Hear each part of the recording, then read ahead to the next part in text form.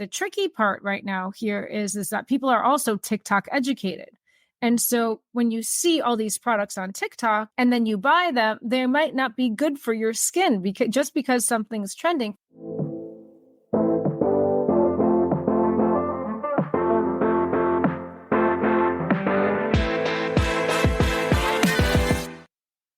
Welcome back to the show. We had a conversation with the very wonderful Mimi Banks, who is a beauty industry veteran, a influencer maven, knows a ton about the beauty space. We've decided to actually break the episode up into two. Today, you will hear part one of my conversation with Mimi, and then next week, you'll hear the second part of the conversation.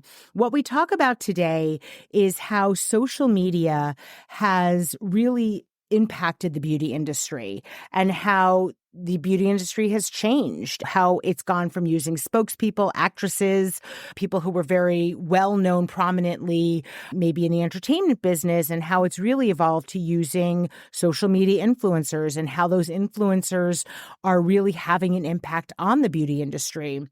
I don't know if many of you remember, but Michelle Phan, who is one of the first beauty influencers, I followed her on YouTube. I think she was the first influencer I followed back in the day.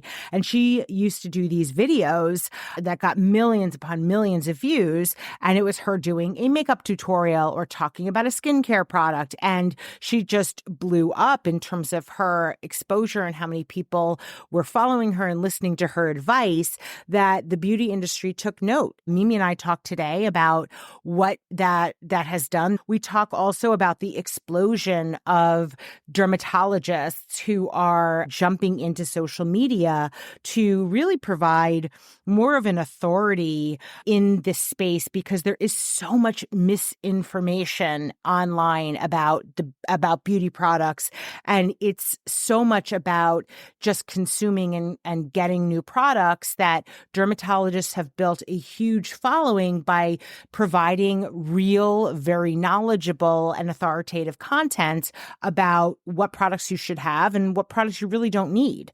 So how are dermatologists changing the industry? We talk about that. And then we also talk about the wave of young tweens. So girls who are 10, 11, 12 years old, who are on social media getting influenced by all of these beauty brands and running to places like Sephora to buy these products. There's been a lot of coverage lately about how Gen Alpha, which is this young generation of, 10, 11, 12-year-olds, how they have more in-depth and more expensive beauty routines than, their moms. That is kind of the focus of today's episode. I think you will really enjoy it. Mimi and I have known each other for many years. Mimi was a beauty industry veteran. She started at L'Oreal. She was there for a good part of her career. We actually ended up working together on one of the brands she worked on at L'Oreal while she was at L'Oreal, which is Lancôme. And she has just tremendous insight into the space. She now runs a very successful social media company where she helps major beauty, luxury, and wellness brands and fashion brands to create content on social media for their brands, and she helps them manage their brands. So she has a great perspective on what's going on in the social media space as it relates to the beauty business. I think you're really going to enjoy part one. We're going to jump right into it. Welcome to the show. Thank you so much. Well, you and I've known each other a while. One of the reasons I wanted to have you on is because I consider you to be a real expert in the beauty industry. So we've known each other. It's 10 years now.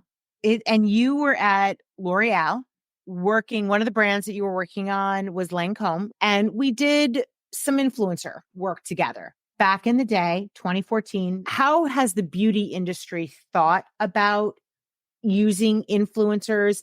Is it different than spokespeople? How do you think the industry thinks about influencers versus spokespeople? What do you think has been that evolution? Wow. First of all, it's crazy to think that it's been 10 years. And a lot of it's the same, but very different. And the approach is very similar in that I remember going through lists and lists with you approving influencers, and we still have to do that to this day, is when either working with clients or brands and presenting influencers or reviewing our clients' influencers, it's the same. And I remember thinking, because it was so new, that I was always so impressed that you got it. And there were so few people at the time that were thinking about social in that way. So I think that you were very early in the look of influencers. And at the time, if I remember correctly, a lot of them were quote unquote bloggers. So bloggers were really the beginning, and that they were the thought leaders. They had a community. We didn't really call it a community then. We called it followers. And we thought that they had some sort of quote unquote influence. And would their brand be reminiscent, or would Lancome fit well into their brand, and would their brand fit well into Lancome? And that I remember looking at very closely. And it was just, how luxury were they? What kind of content? Who was their audience? And really thinking about them as a brand extension. Now, some of that still is the same. When you think about influencers, you think about how well that their audience fits your audience. You think about their content and whether your product will fit into their audience. But I think the role is a little bit larger now because there's more responsibility. At the time, it was, at least for the most part, very one-off. I wouldn't even call it a partnership. I wouldn't call it a collaboration. Here's like the list of influencers that are going to be posting for you. It was very kind of strategic yet tactical at the same time. And now it's a hybrid, I would say, between they have an ambassador role. They have a role of influence. They have a role of creator. Really, I would say power to some degree in the brand, because they are an extension of your brand. How they talk about your brand. If I asked you, what's the difference between a creator and influencer? How do you think about it? Happens all the time. An influencer is somebody who has typically a large community on a platform. So in this case, we'll say it's social media. So it could be on Instagram, TikTok. Let's say Instagram and TikTok for now. There are the others, but right now when people are looking at, let's say, influencers, that they have a sizable community with high engagement. That means that they have likes, comments, views, that people are actively engaging in their content and driving that conversation. Somebody is a creator is not necessarily concerned with influence. What they mean is that they're going to use their phone, their camera, whatever they have to create content. And they either post that content or they're creating it for a brand, they're creating it for something else. But the goal of creating their content is not to grow their community. It's not to influence a purchasing decision. It's not, they're not evaluating the performance on their content by the number of likes and comments or views that it gets. You just need this robust bank. And so we work with creators to say, okay, can you help us create 10 videos? But they're giving us the videos to post for our channel because it's a certain kind of content that resonates. They're not posting it on their channels, but we're just working with them and partnering with them because they're excellent creators. Now, an influencer is somebody that you would partner with because their content is strong, because people engage with it, and because maybe they have the influence to convert and drive sales. And the assumption typically is that they're also a good creator. So the influencer gives you a different kind of a package deal. So you work with a few of these big dermatologists who have created huge followings. So I just want to say that I am one of those people that if I see a dermatologist tell me what their favorite skincare product is, I'm going to listen. I'm just going to listen. Can you talk about maybe one example? So for example, Dr. Dustin Portella, he has 2.5 million followers on TikTok. And what Dr. Portella does is he's really about health and wellness. And he is there to really break it down, to give you, from a physician's point of view, what is happening to your skin. Now, he's not making a diagnosis, but he can demystify those TikTok experts who don't necessarily have the same credentials, who haven't gone to medical school, but to help you understand ingredients, product application, the science, when to use what product and why. What's interesting is, you and I talked before, is the proliferation of teens specifically, and you have Gen Alpha, Gen Z on TikTok, right? TikTok skews very young. And you have I was just looking at a video of like a 9-year-old posting about a Sephora sale. What? She's on TikTok talking about the Sephora sale. She's so excited. But the tricky part right now here is that people are also TikTok educated. And so when you see all these products on TikTok and then you buy them, they might not be good for your skin because something's trending. And so all these products, there's so much discovery happening on TikTok. And I think from a physician perspective, from a skincare expert, it's very much needed to not only just debunk myths, but educate on proper usage. Yeah. There are these 9-year-olds, 10-year-olds, 11-year-olds, 12-year-olds. They are on TikTok, as we talked about. They're called Gen Alpha for those who are not familiar with the term. They're below what Gen Z in terms of age.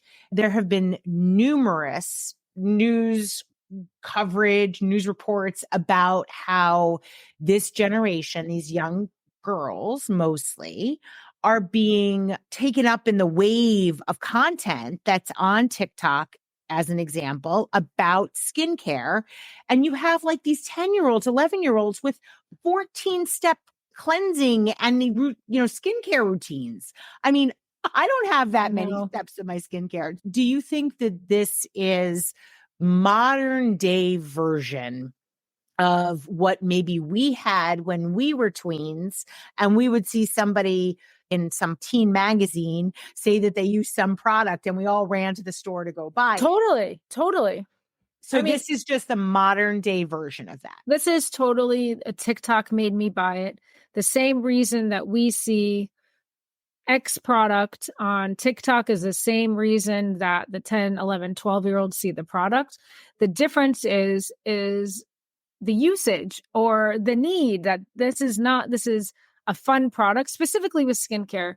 It's not necessarily targeted to them at all, at all. And so that's the tricky part, is that the TikTok made me buy it. I'm seeing this influencer. She posted about it. I love her. So I really want to try it. And which is great for the brand because it widens their reach, but it's also dangerous because you're using products, or they're getting access to products that are not good for their skin, that could break them out, that are, or it's complicated, or they're just not supposed to have the routine. I'm not a doctor or dermatologist, but this is, from a 10-year-old, besides like washing your face with cleanser and adding moisturizer, I don't think they're worried about premature aging, fine lines and wrinkles, bags under your eyes, hydrating your skin, hyaluronic acid, like all these kinds of things. But that's why the brilliance of Bubble, the skincare line Bubble, that's actually made for this demographic. And they're blowing up on TikTok, which is great because their platform is for this age, and their platform is about education, and their platform is about the simplicity of creating that skincare. Mimi, I am so grateful that you spent this time with us. Thank you. If people want to follow you, what is the best way for them to do that? You can find me on Instagram at Mimi Banks, and LinkedIn also at Mimi Banks. I'd be happy to connect with you. Awesome. Thank you so much. Thank you for having me. Thank you for listening. If you're an influencer or a brand that wants to work with us, please feel free to email us at info@shespeaks.com. Until next time.